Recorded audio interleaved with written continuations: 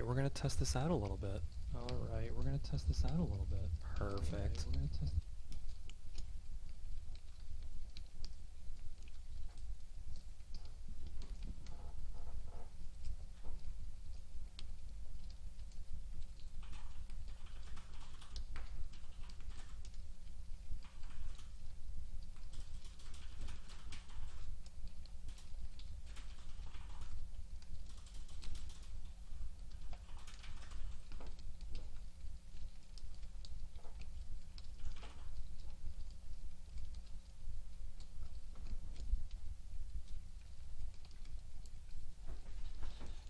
Alright, now that I've updated everything, I'm sure that those of you that have joined are just here for the Yule log, but the goal is to read the Iliad. A dramatic reading. I'm sure people are going to be chased away by that, but that's okay. I used to love the classics. In my description you can see that I studied linguistics and classics, so for those of you that may be students that don't want to read this yourself, come hang out by the fire, and I'll get started just as soon as I get through the introduction and all, and just gotta turn the pages because, they love to put their long descriptions in these books. But honestly, if you are a student, you should be reading the introduction and the background. That's very crucial. Maron. Here we go. Sing, goddess, the anger of Peleus' son Achilles, and its devastation, which put pains thousandfold upon the Achaeans, hurled in their multitudes to the house of Hades, strong souls of heroes, but gave their bodies to be the delicate feasting of dogs, of all birds, and the will of Zeus was accomplished. Since that time, when first there stood, in division of conflict, Atreus' son, the lord of men, and brilliant Achilles. What god was it then set them together in bitter collision? Zeus' son and Leto's, Apollo, who in anger at the king drove the foul pestilence along the host, and the people perished, since Atreus' son had dishonored Chryses, priest of Apollo, when he came beside the fast ships of the Achaeans to ransom back his daughter, carrying gifts beyond count, and holding in his hands, wound on a staff of gold, the ribbons of Apollo, who strikes from afar, and supplicated all the Achaeans. But above all, Atreus' two sons, the marshals of the people. Sons of Atreus, and you other strong-grieved Achaeans, to you may the gods grant who have their homes on Olympus, Priam's city to be plundered, and a fair homecoming thereafter. But may you give me back my own daughter, and take the ransom, giving honor to Zeus' son, who strikes from afar, Apollo. Then all the rest of the Achaeans cried out in favor, that the priest be respected, and the shining ransom be taken. Yet this pleased not the heart of Atreus' son, Agamemnon, but harshly he drove him away with a strong order upon him. Never let me find you again, old sir, near our hollow ships, neither lingering now, nor coming again hereafter. For fear your staff and the gods' ribbons help you no longer. The girl I will not give back. Sooner will old age come upon her in my own house in Argos, far from her own land, going up and down by the loom and being in my bed as my companion. So go now, do not make me angry, so you will be safer. So he spoke, and the old man in terror obeyed him, and went silently away beside the murmuring sea beach. Over and over the old man prayed as he walked in solitude, to King Apollo, whom Leto of the lovely hair bore. Hear me, Lord of the silver bow, who set your power about Chryse, and Cilla, the sacrosanct, who are lord in strength over Tenedos. Smintheus, if it ever pleased to your heart that I built your temple, if it ever pleased you that I burned all the rich thigh pieces of bulls, of goats, then bring to pass this wish I pray for. Let your arrows make the Danaans pay for my tears shed. So he spoke in prayer, and Phoebos Apollo heard him, and strode down along the pinnacles of Olympus, angered in his heart, carrying across his shoulders the bow and the hooded quiver, and the shafts clashed on the shoulders of the god walking angrily. He came as night comes down, and knelt then apart and opposite the ships, and let go an arrow. Terrible was the clash that rose from the bow of silver. First he went after the mules and the circling hounds, then let go a tearing arrow against the men themselves and struck them. The corpse fires burned everywhere and did not stop burning. 9 days up and down the host ranged the gods' arrows. But on the 10th, Achilles called the people to assembly. A thing put into his mind by the goddess of the white arms, Hera, who had pity upon the Danaans when she saw them dying. Now when they were all assembled in one place together, Achilles of the swift feet stood up among them and spoke forth. Son of Atreus, I believe now that straggling backward we must make our way home if we can even escape death. If fighting now must crush the Achaeans and the plague likewise, no. Come, let us ask some holy man, some prophet, even an interpreter of dreams, since a dream also comes from Zeus, who can tell why Phoebos Apollo is so angry. If for the sake of some vow, some hecatomb he blames us, if given the fragrant smoke of lambs, of he goats somehow, he can be made willing to beat the bane aside from us.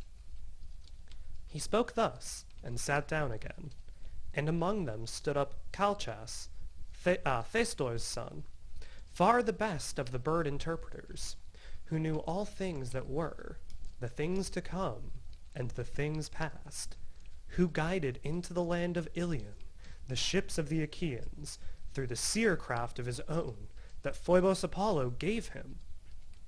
He in kind intention toward all stood forth and addressed them. You have bidden me, Achilles, beloved of Zeus, to explain to you this anger of Apollo, the lord who strikes from afar.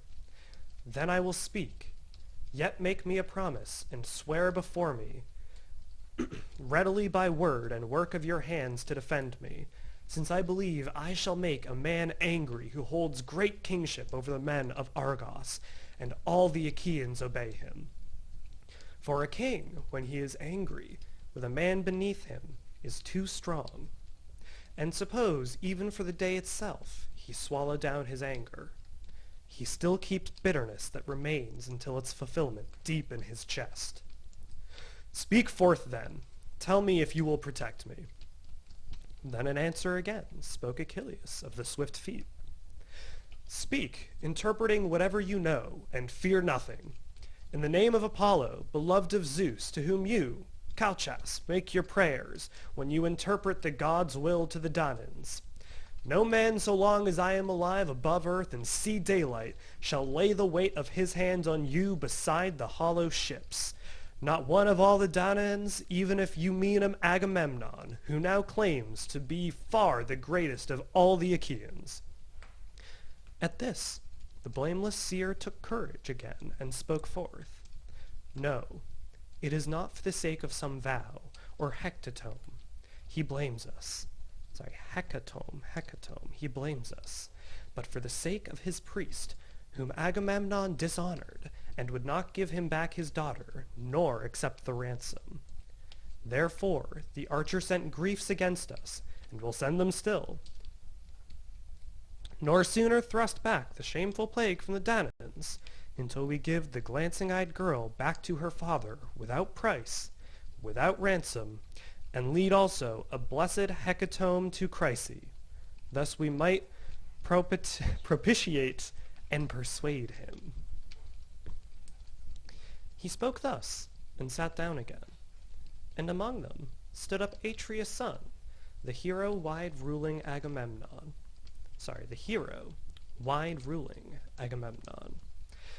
Raging, the heart within filled black to the brim with anger from beneath. But his two eyes showed like fire in their blazing. First of all, he eyed Calchas bitterly and spoke to him. "Seer of evil, never yet have you told me a good thing. Always the evil things are dear to your heart to prophesy. But nothing excellent have you said, nor ever accomplished. Now once more you make divination to the Danaans. Argue forth your reason why he who strikes from afar afflicts them. Because I, for the sake of the girl Chryses, would not take the shining ransom. And indeed, I wish greatly to have her in my house, since I like her better than Clytemnestra, my own wife. For in truth, she is in no way inferior, neither in build, nor stature, nor wit, not in accomplishment. Still, I am willing to give her back, if such is the best way. I myself desire that my people be safe, not perish. Find me then some prize that shall be my own, lest I only among the Argives go without, since that were unfitting. You are all witness to this thing, that my prize goes elsewhere." Then in answer again spoke brilliant, swift-footed Achilles. "Son of Atreus, most lordly, greediest for gain of all men, how shall the great-hearted Achaeans give you a prize now? There is no great store of things lying about, I know of, but what we took from the cities by storm has been distributed. It is unbecoming for the people to call back things once given. No, for the present, give the girl back to the god. We Achaeans thrice and 4 times over will repay you, if ever Zeus gives into our hands the strong-walled citadel of Troy to be plundered." Then in answer again spoke powerful Agamemnon. "Not that way, good fighter, though you be, godlike Achilles. Strive to cheat, for you will not deceive, you will not persuade me. What do you want? To keep your own prize and have me sit here lacking one? Are you ordering to give me this girl back? Are you ordering me to give this girl back? Either the great-hearted Achaeans shall give me a new prize, chosen according to my desire to atone for the girl I lost, or else they will not give me one. I myself shall take her, your own prize, or that of Aias, or that of Odysseus, going myself in person, and he whom I visit will be bitter. Still, these are things we shall deliberate again hereafter. Come now, we must haul a black ship down to the bright sea, and assemble rowers enough for it, and put on board it the hecatomb and the girl herself, Chryses of the fair cheeks, and let there be one responsible man in charge of her, either Aias or Idomeneus, or brilliant Odysseus, or you yourself, son of Peleus, most terrifying of all men, to reconcile by accomplishing sacrifice the archer." Then looking darkly at him, Achilles of the swift feet spoke.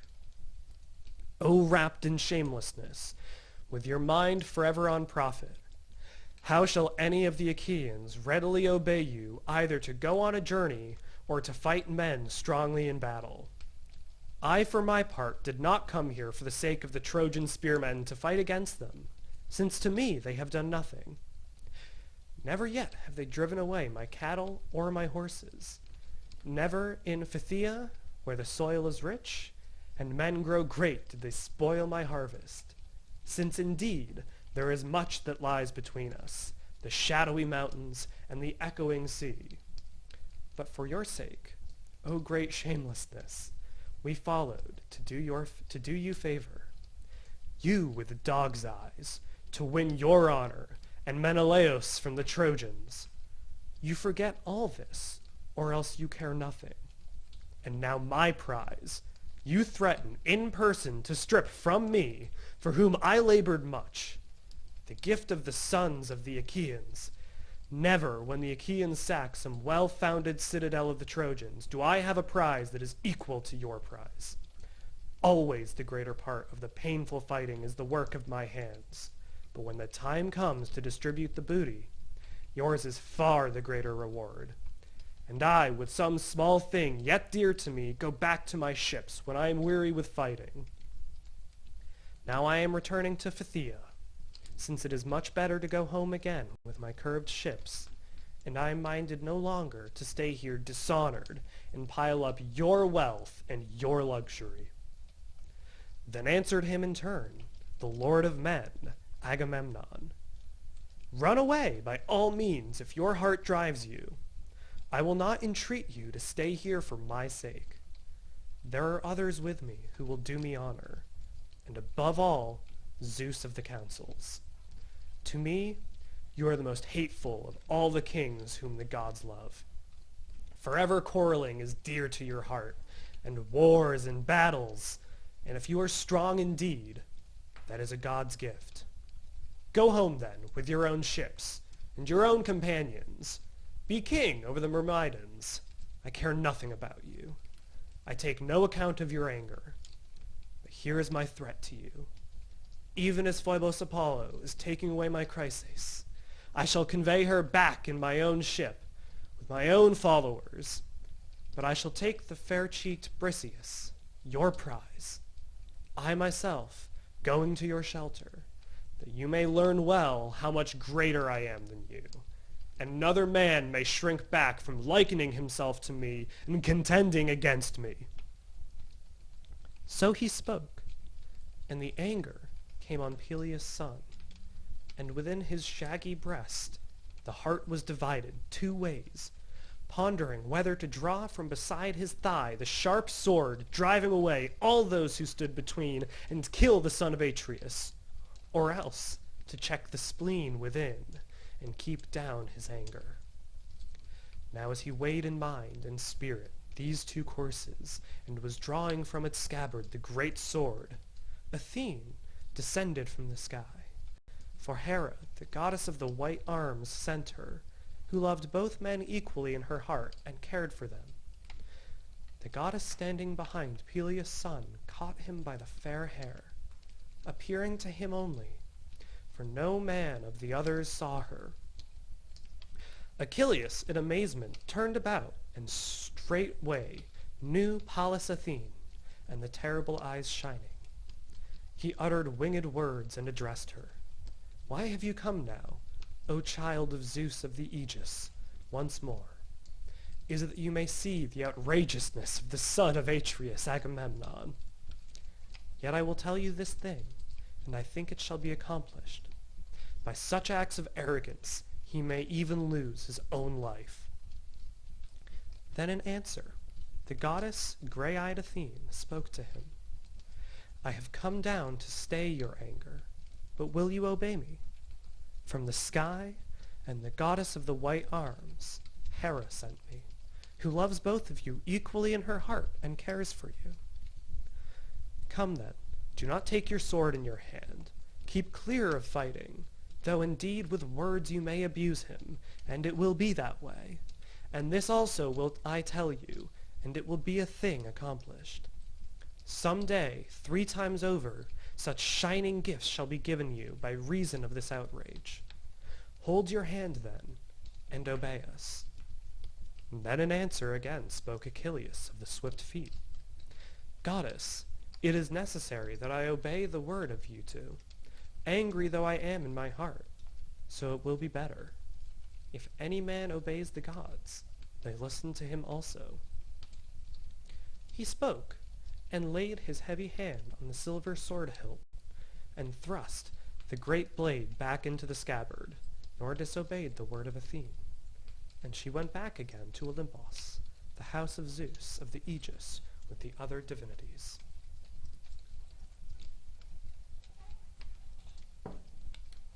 But Peleus' son, once again, in words of derision, spoke to Atreides, and did not yet let go of his anger. You wine-sack with a dog's eyes, with a deer's heart! Never once have you taken courage in your heart to arm with your people for battle, or go into ambuscade with the best of the Achaeans. No, for in such things you see death, Far better to your mind is it, all along the widespread host of the Achaeans, to take away the gifts of any man who speaks up against you. King who feed on your people, since you rule non-entities. Otherwise, son of Atreus, this were your last outrage. But I will tell you this, and swear a great oath upon it. In the name of this scepter, which never again will bear leaf nor branch, now that it has left behind the cut stump in the mountains, nor shall ever blossom again, since the bronze blade stripped bark and leafage. And now at last the sons of the Achaeans carry it in their hands in state when they administer the justice of Zeus. And this shall be a great oath before you. Some day, longing for Achilles will come to the sons of the Achaeans, all of them. Then stricken at heart though you be, you will be able to do nothing, when in their numbers before manslaughtering Hector they drop and die. And then you will eat out the heart within you in sorrow, that you did no honor to the best of the Achaeans. Thus spoke Peleus' son, and dashed to the ground the scepter studded with golden nails, and sat down again. But Atreides raged still on the other side, and between them Nestor, the fair-spoken, rose up, the lucid speaker of Pylos, from whose lips the stream of words ran sweeter than honey. Excuse me. In his time, 2 generations of mortal men had perished. Those who had grown up with him, and they who had been born to those in sacred Pylos, and he was king in the 3rd age. He in kind intention toward both stood forth and addressed them. Oh, for shame! Great sorrow comes on the land of Achaea. Now might Priam and the sons of Priam in truth be happy, and all the rest of the Trojans be visited in their hearts with gladness were they to hear all this wherein you two are quarreling. You, who surpass all Danaans in counsel, in fighting. Yet be persuaded, both of you are younger than I am. Yes, and in my time I have dealt with better men than you are, and never once did they disregard me. Never yet have I seen, nor shall see again, such men as these were men like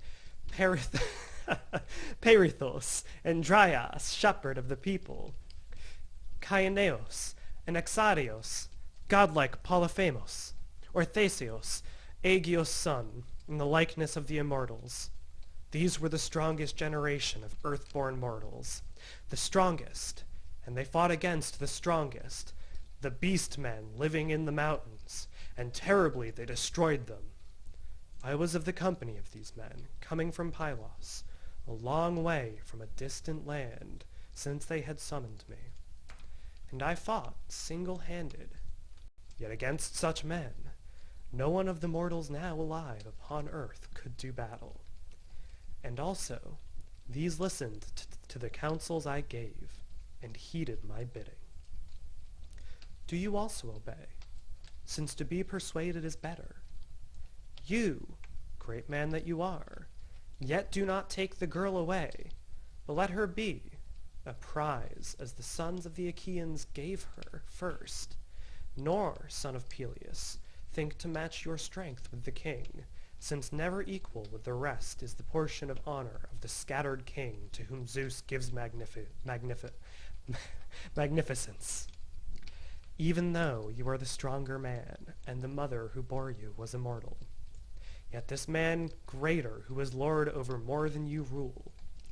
Son of Atreus, give up your anger.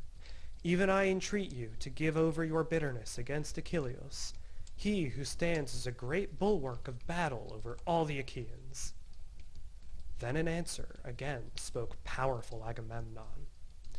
Yes, old sir, all this you have said is fair and orderly. Yet here is a man who wishes to be above all others, who wishes to hold power over all, and to be lord of all, and give them their orders. Yet I think one will not obey him. And if the everlasting gods have made him a spearman, yet they have not given him the right to speak abusively. Then looking at him, darkly brilliant Achilles answered him, So must I be called of no account and a coward, if I must carry out every order you may happen to give me. Tell other men to do these things, but give me no more commands, since I for my part have no intention to obey you. And put away in your thoughts this other thing I tell you. With my hands I will not fight for the girl's sake, neither with you nor any other man, since you take her away who gave her. But of all the things that are mine beside my fast black ship, you shall take nothing away against my pleasure. Come then, only try it, that these others may also see. Instantly your own black blood will stain my spear point. So these two after, battling in words of contention, stood up and broke the assembly beside the ships of the Achaeans. Peleus' son went back to his balanced ships and his shelter with Patroclus, Menoetius' son, and his own companions. But the son of Atreus drew a fast ship down to the water, and allotted into it 20 rowers, and put on board it the hecatomb for the god and Chryseis of the fair cheeks, leading her by the hand. And in charge went crafty Odysseus. These then putting out went over the ways of the water, while Atreus' son told his people to wash off their defilement. And they washed it away, and threw the washings into the salt sea. Then they accomplished perfect hecatombs to Apollo, of bulls and goats along the beach of the barren salt sea. The savor of the burning swept in circles up to the bright sky.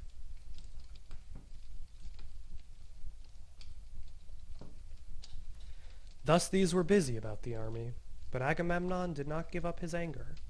In the first threat he made to Achilles, but to Talthybius he gave his orders, and Eurybates, who were heralds and hard-working men, henchmen to him. Go now to the shelter of Peleus' son Achilles, to bring back Briseis of the fair cheeks, leading her by the hand. And if he will not give her, I must come in person to take her, with many men behind me, and it will be the worse for him. He spoke, and sent them forth with this strong order upon them. They went against their will beside the beach of the barren salt sea, and came to the shelters and the ships of the Myrmidons. The man himself they found beside his shelter, and his black ship sitting, and Achilles took no joy at all when he saw them. These two, terrified and in awe of the king, stood waiting quietly, and did not speak a word at all, nor question him. But he knew the whole matter in his own heart, and spoke first. Welcome, heralds, messengers of Zeus and of mortals. Draw near. You are not to blame in my sight, but Agamemnon, who sent the two of you here for the sake of the girl Briseis. Go then, illustrious Patroclus, and bring the girl forth, and give her to these to be taken away. Yet let them be witnesses, in the sight of the blessed gods, in the sight of mortal men, and of this cruel king, if ever hereafter there shall be need of me to beat back the shameful destruction from the rest. For surely in ruinous heart he makes sacrifice, and has not wit enough to look behind and before him, that the Achaeans fighting beside their ships shall not perish. So he spoke, and Patroclus obeyed his beloved companion. He led forth from the hut Briseis of the fair cheeks, and gave her to be taken away. And they walked back beside the ships of the Achaeans, and the woman, all unwilling, went with them still. But Achilles, weeping, went and sat in sorrow apart from his companions, beside the beach of the grey sea, looking out on the infinite water. Many times, stretching forth his hands, he called on his mother. Since, my mother, you bore me to be a man with a short life, therefore Zeus of the loud thunder on Olympus should grant me honor at least. But now he has given me not even a little. Now the son of Atreus, powerful Agamemnon, has dishonored me, since he has taken away my prize and keeps it. So he spoke in tears, and the lady his mother heard him, as she sat in the depths of the sea at the side of her aged father, and lightly she emerged like a mist from the grey water. She came and sat beside him as he wept, and stroked him with her hand, and called him by name, and spoke to him.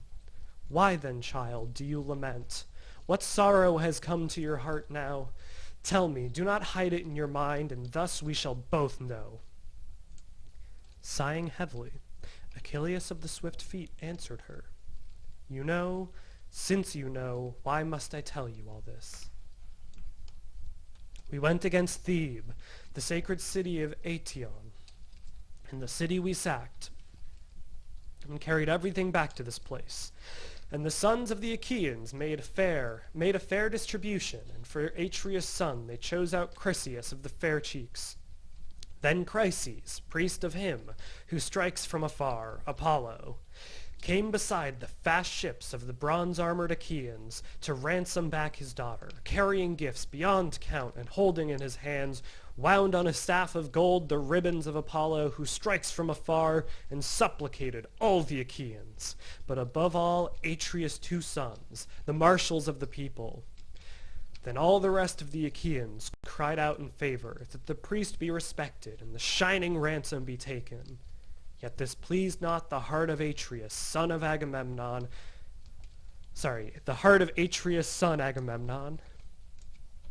but harshly he sent him away with a strong order upon him. The old man went back again in anger, but Apollo listened to his prayer, since he was very dear to him, and let go the wicked arrow against the Argives. And now the people were dying, one after another, while the gods' shafts ranged everywhere along the wide host of the Achaeans, till the seer, knowing well the truth, interpreted the designs of the archer. It was I first of all urged then the gods' appeasement. And the anger took hold of Atreus' son, and in speed standing he uttered his threat against me, and now it is a thing accomplished. For the girl the glancing-eyed Achaeans are taking to Chryse in a fast ship, also carrying to the king presents. But even now the heralds went away from my shelter, leading Briseus' daughter, whom the sons of the Achaeans gave me.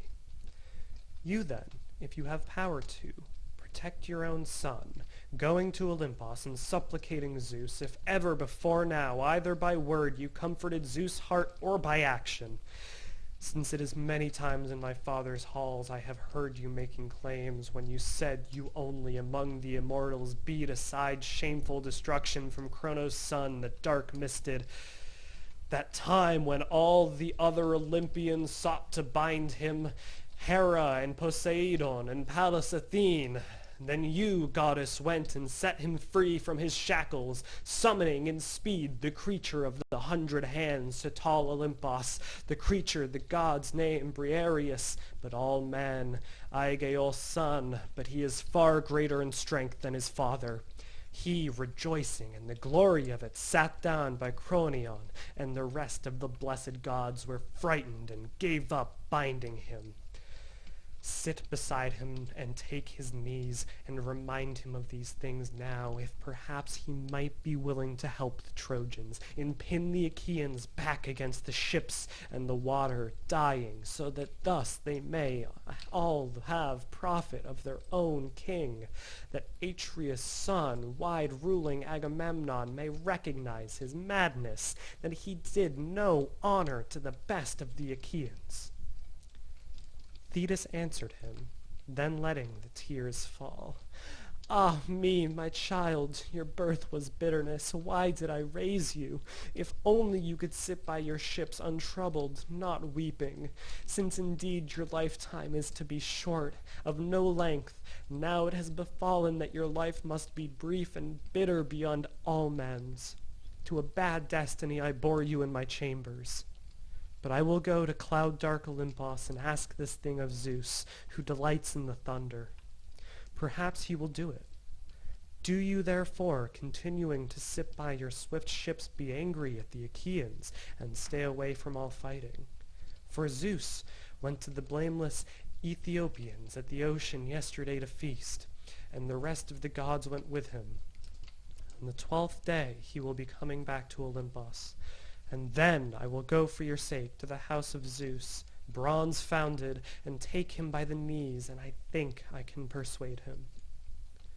So speaking, she went away from that place and left him sorrowing in his heart for the sake of the fair-girdled woman whom they were taking by force against his will. But Odysseus, meanwhile, drew near to Chryse, conveying the sacred hecatomb. These, when they were inside the many-hollowed harbor, took down and gathered together the sails and stowed them in the black ship, let down mast by the forestays, and settled it into the mast crutch easily, and rowed her in with oars to the mooring. They threw over the anchor stones and made fast the stern cables, and themselves stepped out onto the break of the sea beach, and led forth the hecatomb to the archer Apollo, and Chryseis herself stepped forth from the sea-going vessel. Odysseus, of the many designs, guided her to the altar, and left her in her father's arms, and spoke a word to him. Chryses, I was sent here by the Lord of men, Agamemnon, to lead back your daughter and accomplish a sacred hecatomb to Apollo on behalf of the Danaans, that we may propitiate the Lord who has heaped unhappiness and tears on the Argives. He spoke and left her in his arms, and he received gladly his beloved child. And the men arranged the sacred hecatomb for the god in orderly fashion around the strong-founded altar. Next, they washed their hands and took up to scattering barley. Standing among them with lifted arms, Chryses prayed in a great voice, Hear me, Lord of the silver bow, who set your power about Chryse and Killa the sacrosanct, who are Lord in strength over Tenedos. If once before you listened to my prayers and did me honor and smote strongly the host of the Achaeans, so one more time bring to pass the wish that I pray for. Beat aside at last the shameful plague from the Danaans. So he spoke in prayer, and Phoebus Apollo heard him. And when all had made prayer and flung down the scattering barley, first they drew back the victims' heads and slaughtered them and skinned them, and cut away the meat from the thighs and wrapped them in fat, making a double fold, and laid shreds of flesh upon them. The old man burned these on a cleft stick and poured the gleaming wine over, while the young men with forks in their hands stood about him. But when they had burned the thigh pieces and tasted the vitals, they cut all the remainder into pieces and spitted them and roasted all carefully and took off the pieces. Then after they had finished the work and got the feast ready, they feasted, nor was any man's hunger denied a fair portion. But when they had put away the desire for eating and drinking, the young men filled the mixing bowls with pure wine, passing a portion to all, when they had offered drink to the goblets. All day long they propitiated the god with singing, chanting a splendid hymn to Apollo, these young Achaeans, singing to the one who works from afar, who listened in gladness. Afterward, when the sun went down and darkness came onward, they lay down and slept beside the ship's stern cables. But when the young dawn showed again with her rosy fingers, they put forth to sea toward the wide camp of the Achaeans.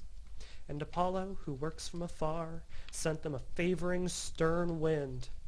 They set up the mast again and spread on it the white sails, and the wind blew into the middle of the sail. And at the cutwater a blue wave rose and sang strongly as the ship went onward. She ran swiftly, cutting across the swell her pathway. But when they had come back to the wide camp of the Achaeans, they hauled the black ship up on the mainland, high up on the sand, and underneath her they fixed the long props. Afterward they scattered to their own ships and their shelters.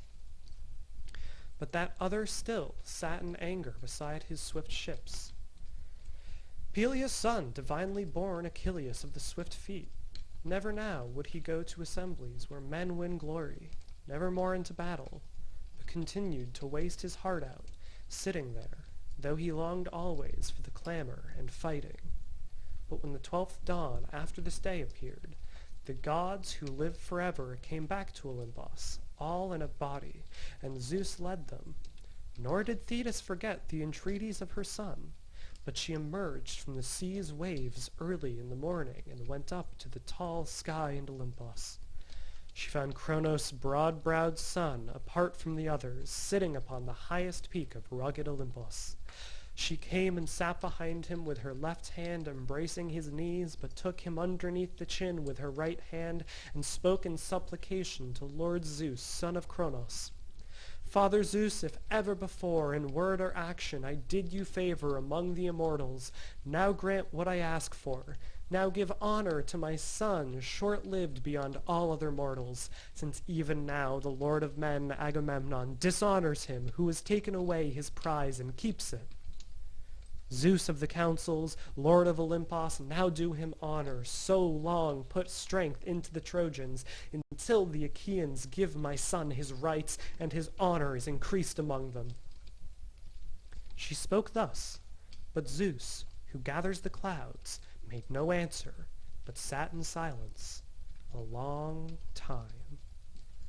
And Thetis, as she had taken his knees, clung fast to them, and urged once more her question, "Bend your head and promise me to accomplish this thing, or else refuse it. You have nothing to fear that I may know by how much I am the most dishonored of all gods."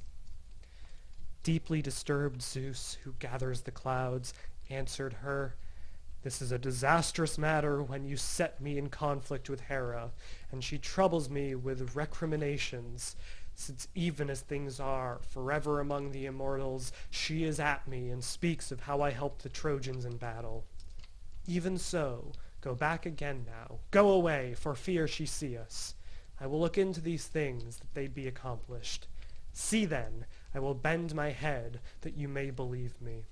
For this among the immortal gods is the mightiest witness I can give, and nothing I do shall be vain nor revocable, nor a thing unfulfilled when I bend my head in assent to it." He spoke, the son of Cronos, and nodded his head with the dark brows, and the immortally anointed hair of the great god swept from his divine head, and all Olympus was shaken.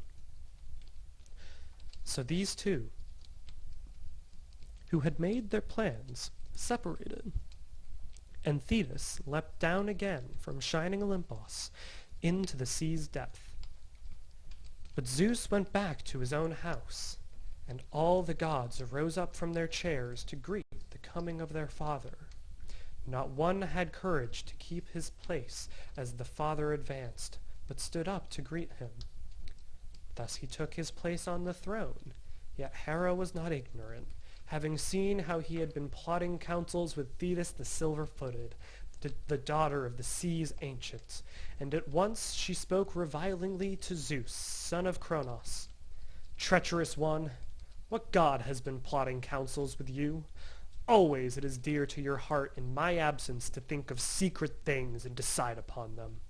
Never have you patience frankly to speak forth to me the thing that you purpose." Then to her the father of gods and men made answer, "Hera, do not go on hoping that you will hear all my thoughts, since these will be too hard for you, though you are my wife, and thought that it is right for you to listen to. No one, neither man nor any immortal, shall hear it before you. But anything that apart from the rest of the gods I wish to plan, do not always question each detail nor probe me." Then the goddess, the ox-eyed lady Hera, answered, "Majesty, son of Cronos, what sort of thing have you spoken? Truly, too much in time past I have not questioned nor probed you, but you are entirely free to think out whatever pleases you. Now, though, I am terribly afraid you are won over by Thetis the silver-footed, the daughter of the sea's ancient, for early in the morning she sat beside you and took your knees, and I think you bowed your head in assent to do honor to Achilles, and to destroy many beside the ships of the Achaeans." Then in return, Zeus, who gathers the clouds, made answer, "Dear lady, I never escape you. You are always full of suspicion. Yet thus you can accomplish nothing surely, but be more distant from my heart than ever, and it will be the worse for you. If what you say is true, then that is the way I wish it. But go then, sit down in silence, and do as I tell you. For fear all the gods, as many as are on Olympus, can do nothing if I come close and lay my unconquerable hands upon you.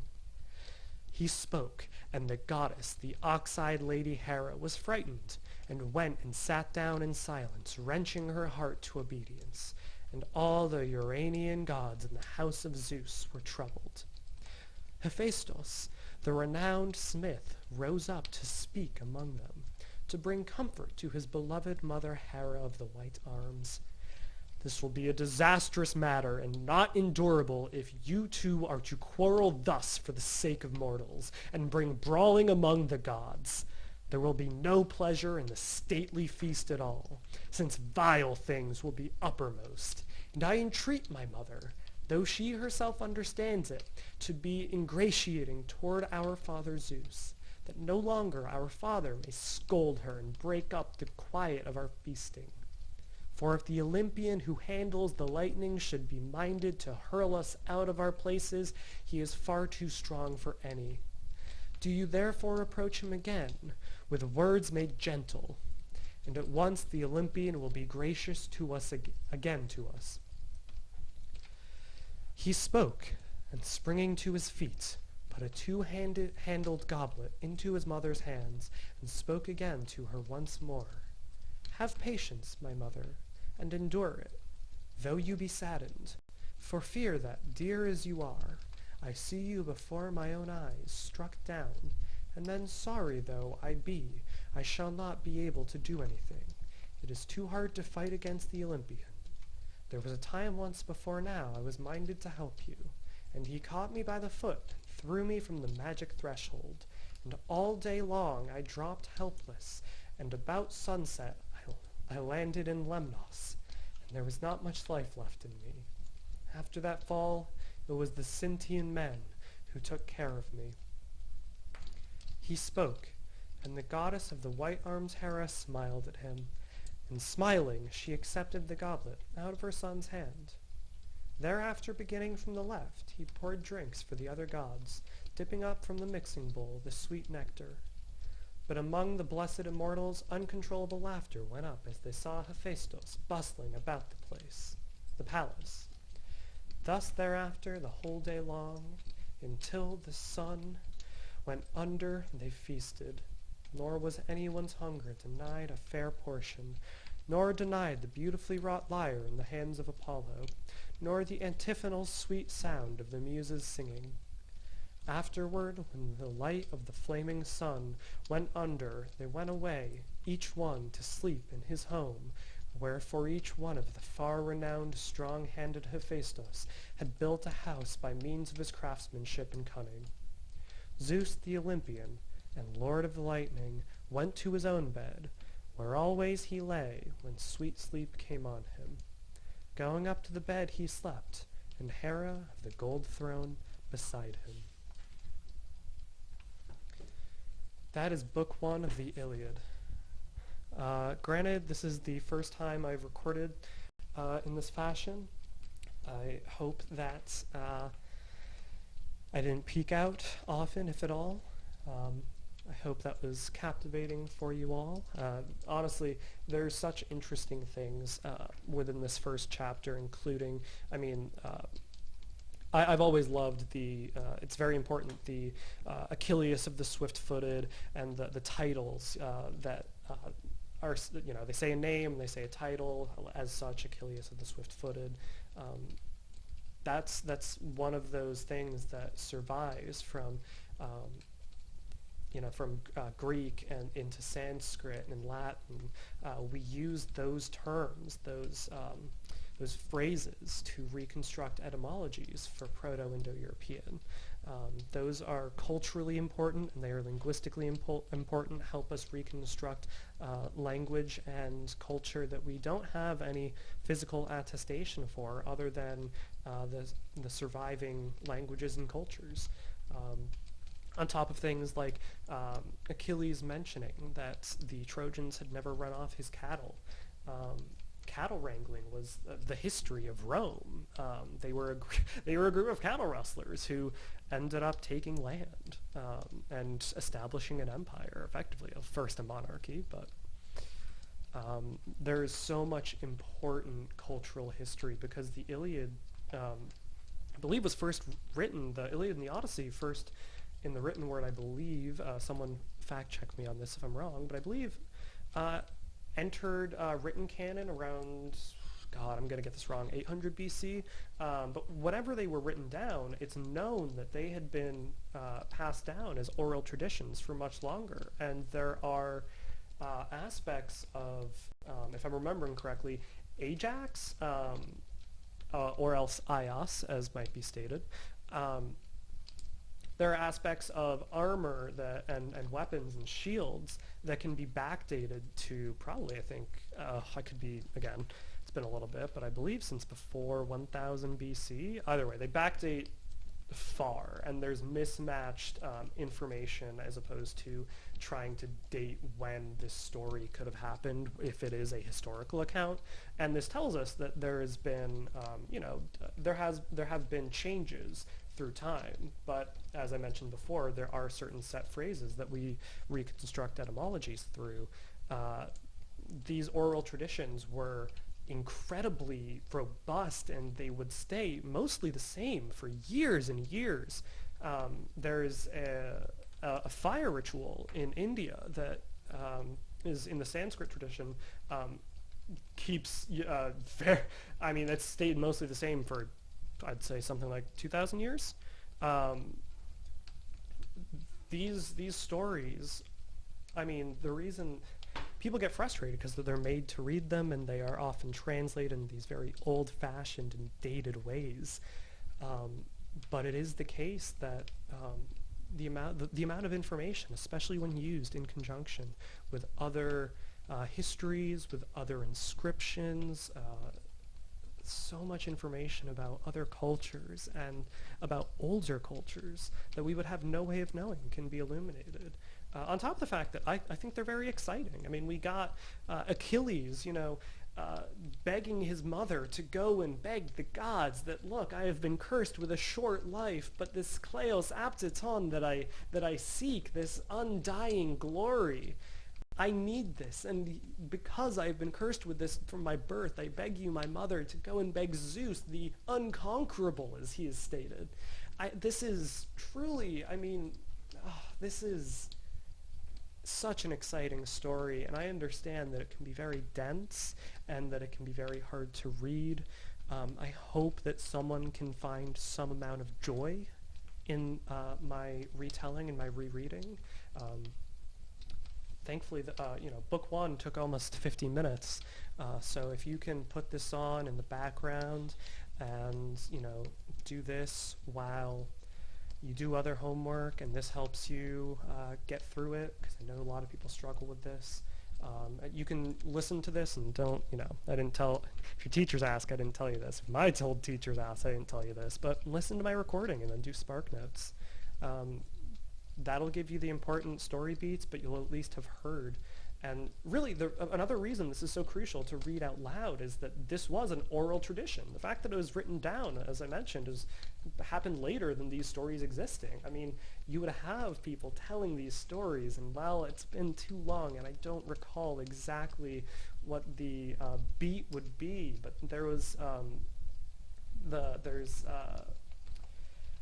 there's a lot to do in reconstructive and classical poetics. The book on historical linguistics, How to Kill a Dragon, is historical poetics, effectively. This is a story that should be read. I was fortunate enough to do a very small excerpt of reading of either the Iliad or the Odyssey when I was still in college. And I had so much fun with it, and that's why I'm so happy to be able to revisit this. I don't have a whole lot more planned to say, so I suppose I can end it here. I unfortunately need a lot of water and a little bit of rest. That was a 50-minute straight recording that I didn't expect to do in the middle of the day, but again, if anyone joined, I hope you enjoyed. If no one joined, I'll probably post this on YouTube, and hopefully people find it and enjoy it, and otherwise I'm glad I gave myself the chance to do this again. Alright, thank you everyone, and good day, good evening, good night.